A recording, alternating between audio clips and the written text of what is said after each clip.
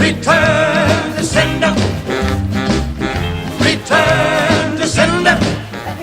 This week, Augusta Prep received a special delivery, one from a seemingly bygone era.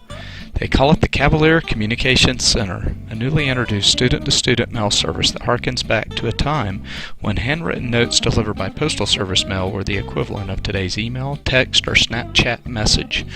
Each day during a recess break in Prep's lower school, a group of student volunteers meet with 4th grade teacher Jennifer Mims at the Cavalier Communications Center sorting station to devise a pickup and delivery plan, and off they go to gather that day's outgoing stamped mail.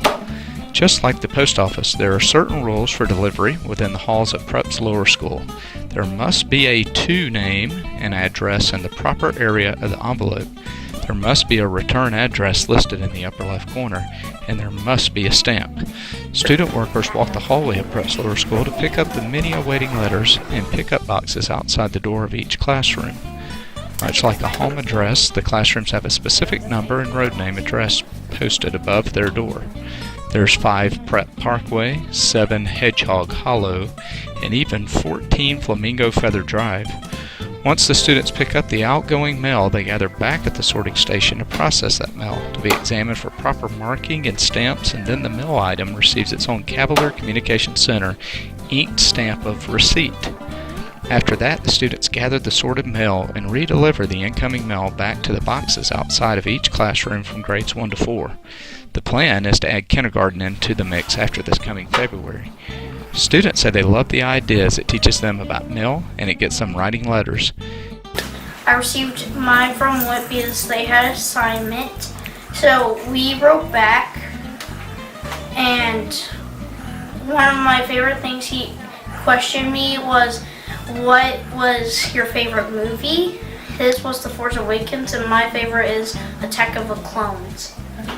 I wrote a letter to my sister, and I wrote a letter back to Noah.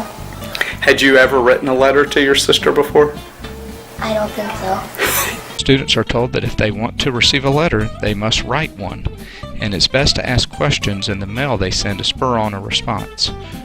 Mrs. Mims, who was instrumental in starting the new program, said it's an idea she remembered from when she was in school in the 5th grade.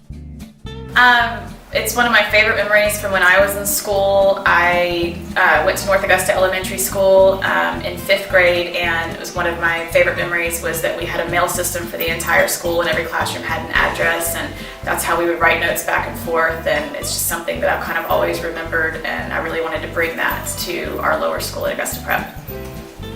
And she loves the fact that it has students writing by hand, a far cry from a day in which a text by thumb is the prevailing method of communication.